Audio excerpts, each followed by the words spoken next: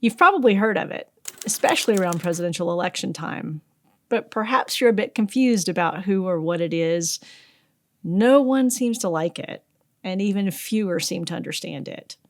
We are, of course, talking about the Electoral College.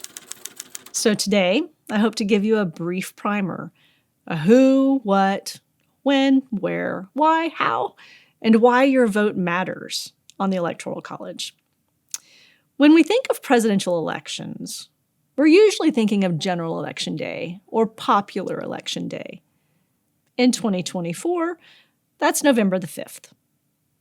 But when we go to the poll to vote, we aren't actually voting for the person we'd like to see be our next president of the United States. Instead, we're voting for a group of people, electors, who will vote for the candidate who gets the most votes across the entirety of the state. Seems fairly straightforward, right? But you know it's not. So let's dive in and learn a little bit more about the Electoral College. Who are electors, and how are they chosen? When the Constitution was being debated, before there was a President, George Washington, the founders faced a challenging dilemma. Who should decide who will be president? Should the states get to decide?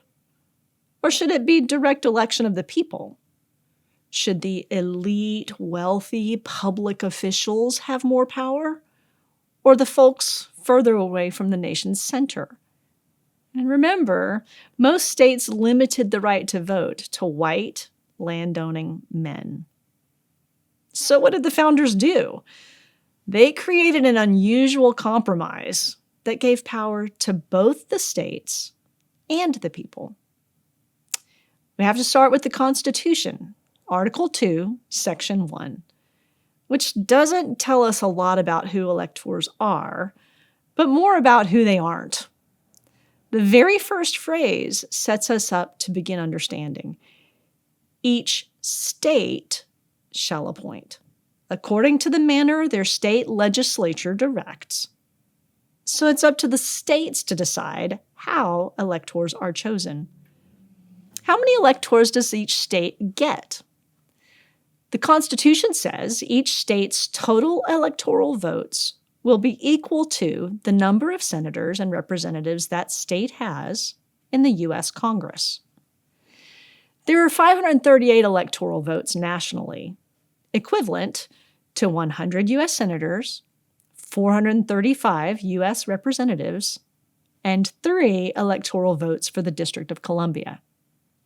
Each state gets 2 senators, but the number of representatives each state has varies. How is that decided? The census that the Constitution requires us to conduct every 10 years.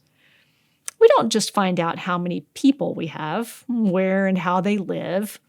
Those numbers also determine how many U.S. representatives each state gets, which determines how many electors they get. Who can't be electors? Article 2 says, no U.S. elected official or office holder can be an elector. And after the Civil War, the 14th Amendment stated that any state official who engaged in rebellion or insurrection against the United States is disqualified from serving as an elector. So then, who are they? In most states, the political parties determine their own electors. It is important to remember that political parties are not mentioned in the Constitution. And in fact, the Founding Fathers were quite concerned about the influence they would have on elections. Today, electors are appointed, selected, elected, nominated at state party conventions. That means in Texas, we have Democrat electors, Republican electors, plus Libertarian and Green electors. These folks are generally honored, rewarded for their party loyalty and service. Usually they're party activists, former elected officials, or even current state elected officials. The result of this is that each presidential candidate has their own unique slate of electors. So that's the party's roles. Where do we, the people, come in? On that November election day, we, the people, cast our votes. But remember, we're actually voting for a slate of electors to win the vote. When a candidate wins the majority of the popular vote in a state, that candidate's electors will actually be the ones counted towards the required votes in the Electoral College. Remember, there are 538 electors in total.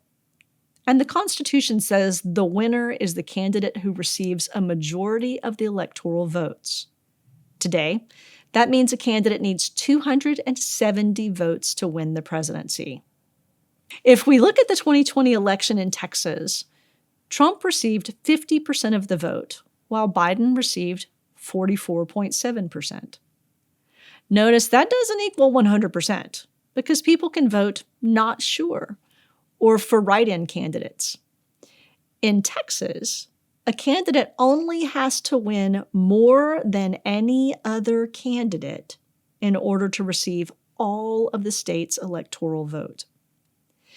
Biden didn't receive 45% of Texas' then 38 electoral votes. Instead, Trump won all 38 votes. This winner-take-all system is used in 48 out of our 50 states.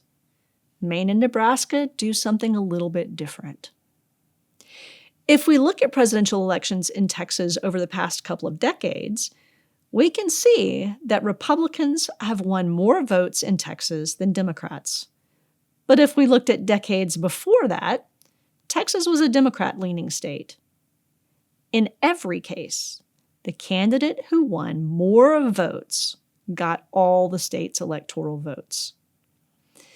So that's Texas. What's the bigger picture?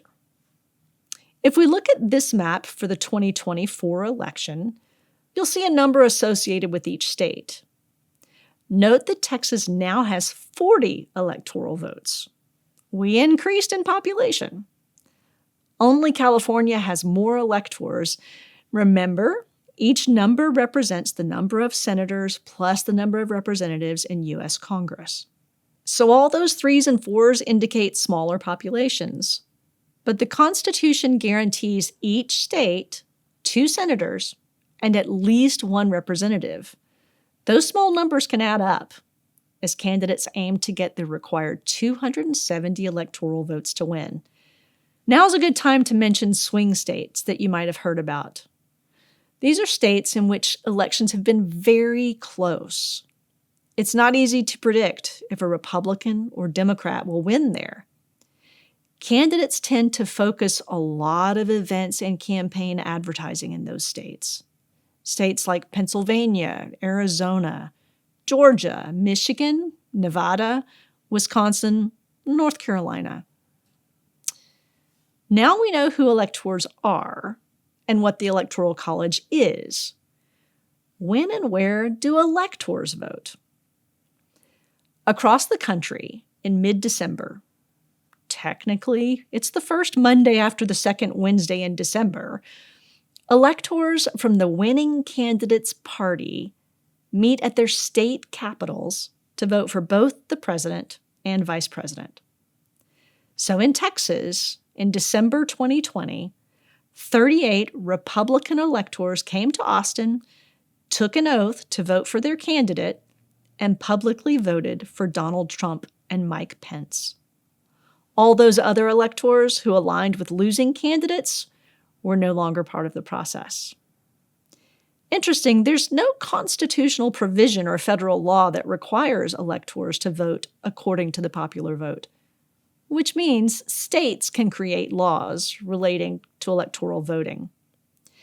Faithless electors who vote for someone other than the popular vote winner in the state might be subject to a fine, but in most cases, they're replaced by a substitute elector. This is very rare.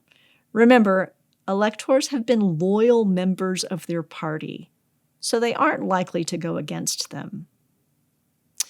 Next, each governor in each state signs a document that certifies the number of votes cast for each candidate and the names of their slate of electors. If we look at this 2020 document from the National Archives, we can actually see the official numbers and names. First, we see Governor Abbott's signature, certifying the number of votes, the candidates, and how many votes they received.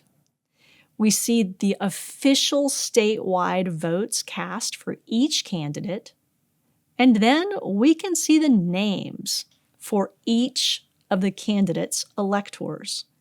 Governors send signed and sealed certificates to the President of the Senate, who's the Vice President.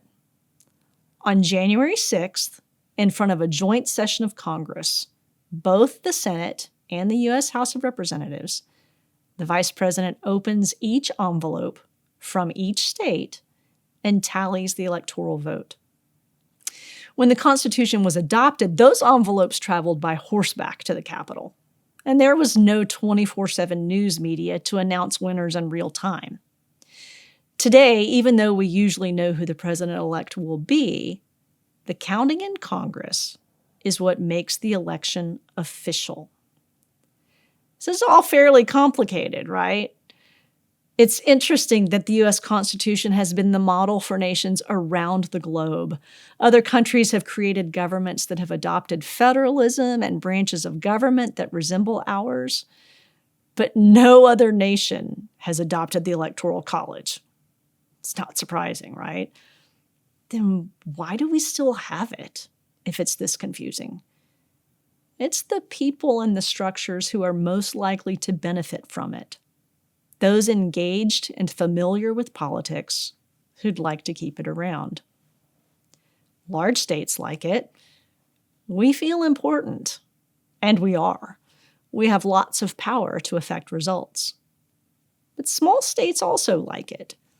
In close races, candidates need every electoral vote they can get. States with smaller populations have disproportionately weighty electoral votes. Competitive or swing states like it. They get lots of attention from both candidates and the media. Political parties like it. They get to determine who the electors actually are. Probably most important, however, is the fact that it would require a constitutional amendment to change it. And that's not easy.